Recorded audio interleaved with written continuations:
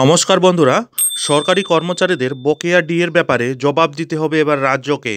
তবে কি এবার বকেয়া ডিএ জানুয়ারিতেই পাওয়া যাবে? সম্পূর্ণ বিষয়টি জানতে অবশ্যই ভিডিওটি শুরু থেকে শেষ পর্যন্ত দেখবেন বন্ধুরা, এবং চ্যানেলে নতুন হলে চ্যানেলটিকে সাবস্ক্রাইব করে বেল আইকনটি বাজিয়ে অল নোটিফিকেশন অন করে দেবেন।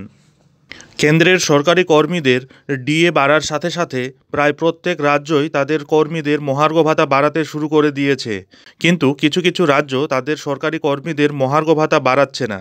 আর তাই এই নিয়ে রীতিমতো আন্দোলন শুরু করেছে সেসব রাজ্যের সরকারি কর্মচারীরা। এমনিতেই কেন্দ্র এর কর্মীদের মহার্ঘ ভাতা এখন 46%, আর নতুন বছর পড়লে তা আরও বাড়ার সম্ভাবনা রয়েছে।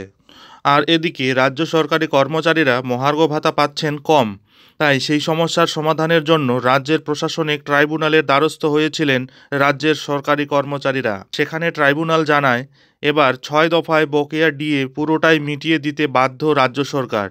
এমনকি ট্রাইব্যুনাল জানতে চায় কত তারিখের মধ্যে কর্মীদের বকেয়া টাকা মিটিয়ে দিতে পারবে রাজ্য সরকার।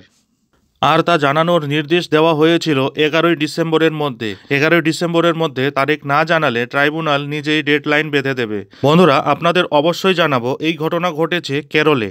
বকেয়া ডিএ নিয়ে কেরল সরকার জানিয়েছিল তাদের কাছে এত টাকা নেই যে সমস্ত সরকারি কর্মচারীদের বকেয়া ডিএ মেটাতে পারে।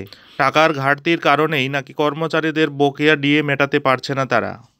এই নিয়ে সরকারি কর্মচারীদের পাল্টা যুক্তি ছিল, সরকারের ভাণ্ডারে টাকার সাথে ডিএর কোনো সম্পর্ক থাকতে পারে না, তাদের বকেয়া মেটানো রাজ্যের কর্তব্য। এই ঘটনার পরপরই ট্রাইব্যুনালের দ্বারস্থ হয়েছিল রাজ্য সরকারের কর্মচারীরা। আর তখনই ট্রাইব্যুনালের তরফ থেকে জানতে চাওয়া হয়েছিল কত তারিখে বকেয়া টাকা মেটাতে পারবে সরকার। আর তার শেষ তারিখ ছিল 11ই ডিসেম্বর।